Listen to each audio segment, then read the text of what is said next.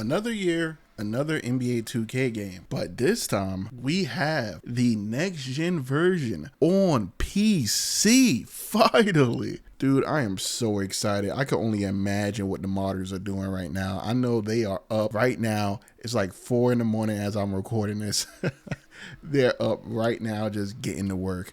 I am so happy we have this on PC now. But anyway, NBA 2K25 is here and I wanted to share my first impressions. What you're seeing on the screen now is one-on-one drills that I was doing with KD. I want you to pay attention to the animations. I want you to pay attention to his footwork, the way he releases his shots around the rim. Pay attention to the defense, the pivots, everything. I want you to just really focus because this pro play system is legit. Some of these animations are so close to real life, you'll forget that you're playing a video game. Honestly, the gameplay this year is truly poetry in motion. If I had to describe the gameplay, it's the equivalent of watching those Paul George, Erykah Badu mixes on TikTok. That's how smooth the gameplay is. But pay attention in these clips, the way I release my shots, the way I drive towards the basket, the different defenders. I go against Austin Reeves, Pritchard, and I think the tallest person I go against is Nurkic. You can clearly see a power difference, a size difference. A lot of my shots aren't negatively affected when I'm shooting over smaller defenders or if I'm shooting over defenders who aren't putting a hand up. And that's one thing that they truly emphasize this year,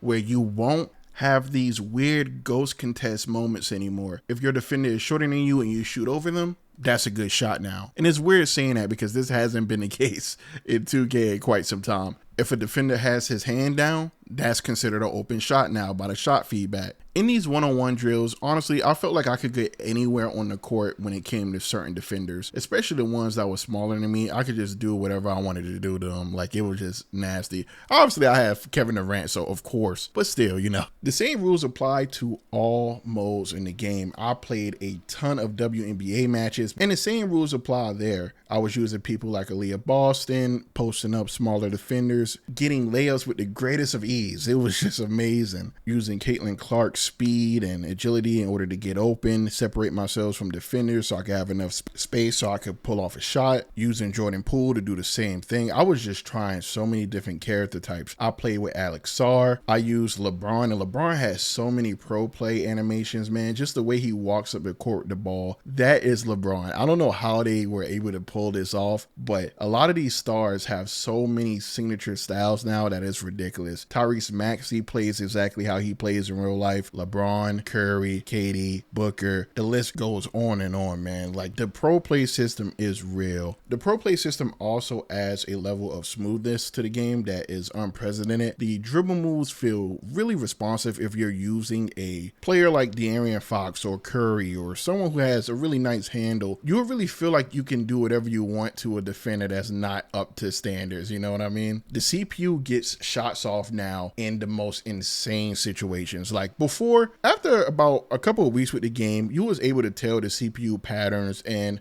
for the most part, if you really wanted to beat the CPU, you could. This is going to take some getting used to, because remember what I said about shot contesting now isn't as random as it used to be. When the CPU does a step back, or they might get a small inch of separation, they're pulling that bitch now because they know they're not going to be penalized. And I'm pretty sure they updated the CPU logic. So now when you go against certain players, like I went against Dylan Brooks and he's like a rebel. He was just throwing up the dumbest shit. Sometimes it'll go in, sometimes it won't. But I never seen the CPU act that type of way. I don't know if it's like player tendencies, because even when I went against De'Aaron Fox, that was the same way. It's like he played extremely like head down and aggressive. When I played against the Suns, KD was playing really floaty, like just getting into his spots on the court that he normally, you know, his money spots where he normally, you know, work his magic at. When I played against the Spurs, I noticed that Wemby will actually run towards the corner if he is on transition, which is crazy. Like, because I'm not saying they never used to do these things before, but it's like the CPU logic now is so advanced to the point where it kind of feels like you're playing against a real person. The game just came out, so I really don't have any realism sliders or anything like that yet. I'm just playing on superstar difficulty, and the CPU is really good. In the past titles, the CPU always worked in a certain pattern. I knew Wemby was able to shoot, but last year, his player tendencies, he didn't really stand at the three-point line. Now this year, he's a threat no matter where he is, and if he he sees an opening, he's definitely going to go towards that area on the court to try to, you know, call for the ball or something like that. But you know who's really annoying? Luka.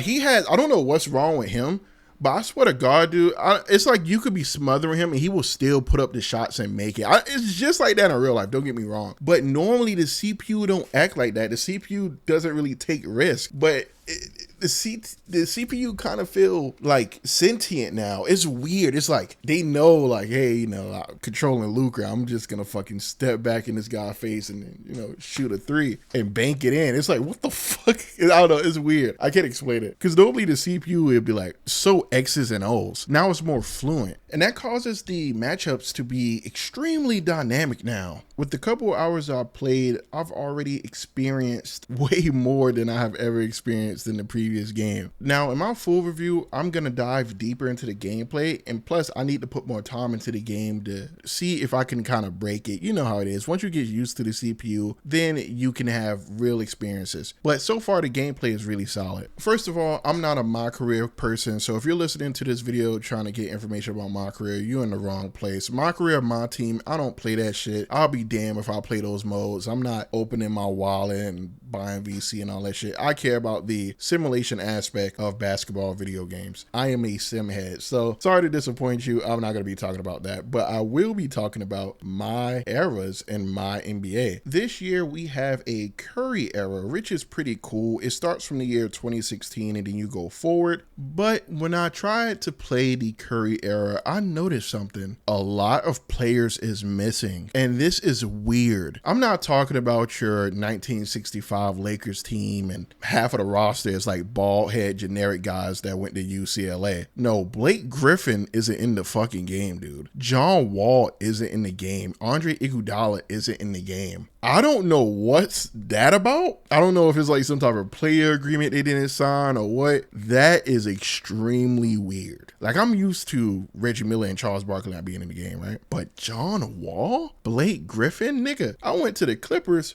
I'm expecting to see Lob City. It's just CP3 and DeAndre Jordan. He's sitting there like a fucking tag team. I'm like, yo, where's Blake Griffin? I go to the Wizards. John Wall is in there. I'm like, what? And it's more. I'm going to see if I can find a list. It's a lot of niggas that's not in the game. And these are people that, I'm 26 years old, right? It's people that I grew up watching. So this is only like a few years ago, and they're not in the game. Like Kaminsky, and I was like, what? Serge Ibaka is not in the game, bro. Like, what the fuck is, like, I don't know what is going on, but that is really, really weird. I had a feeling something like this was going to happen when they introduced this era mode. I was like, dude, that's a lot of like agreements with all these players, and I don't know. That's kind of weird. Now, if Blake Griffin isn't in eras mode, but little down the line, he gets a My Team card, I'm going to be really fucking pissed. Because if he gets that My Team card, but he's not in any other mode, fuck you, 2K. Like, I'm dead ass. Like, no, I will be pissed.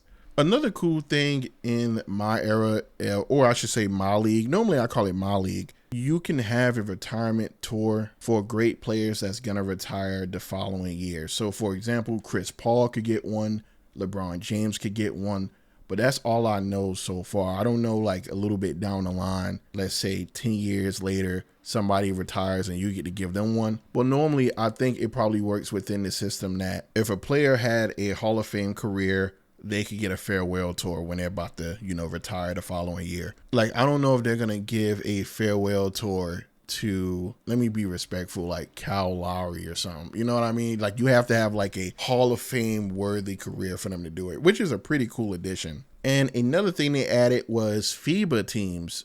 And by teams, they just have USA and Canada.